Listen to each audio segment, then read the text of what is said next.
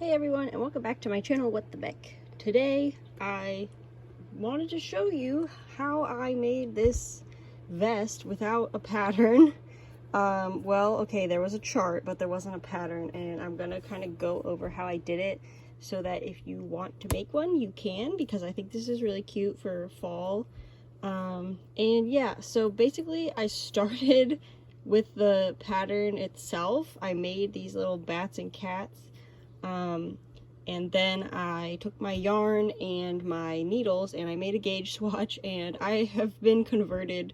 I never used to do a gauge swatch when I was crocheting, but since knitting takes so long, I'm just not willing to make something that's not going to fit right. So yeah, make a gauge swatch, and then you just need to measure. Oh, you can't really see the markings on this, but you just need to measure like how many stitches are in like 2 inches. And then once you have that, you will take your measurement of your body and see about how big it will need to be fitting. So I measured around my hips, and that was around like 32, 34. So I knew that I needed however many stitches was in 2 inches times like 16 or 18, plus a little bit extra because you want it to be able to stretch. Then I just did my ribbing for 1 row, and then I did my chart here, and then I worked up until it was 1 inch below where I wanted my like armpit opening to be, and then I just decreased inward up until this point got to be about 1 inch lower than what I wanted to be. You'll notice a pattern here. This point over here, I worked even for about 1 inch before that point. It got to a good measurement where nothing was going to be hanging out, so I just kept that even on both ends.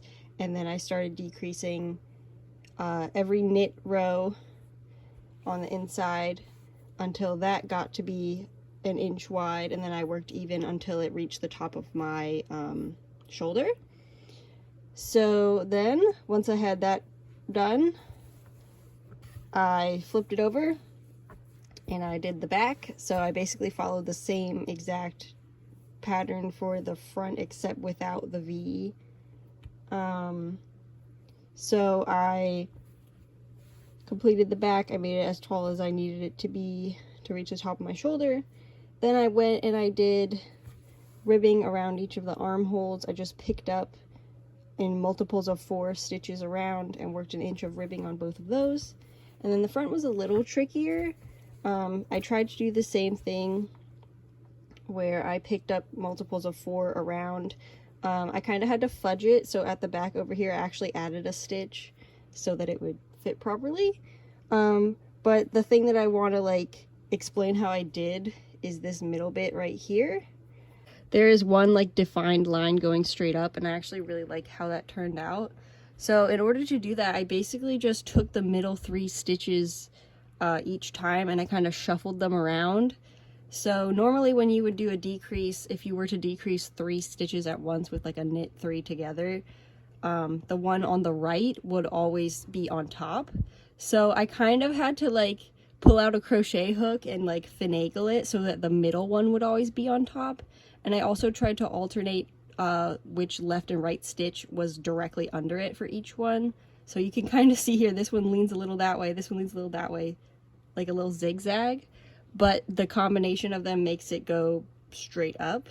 And you can kind of see here, like this one, the left stitch is directly under it, but this one, the left stitch is lower, so the right stitch is directly under that top stitch. And I really hope that makes sense. I'm hopefully gonna have the chart up on Ravelry by the time I release this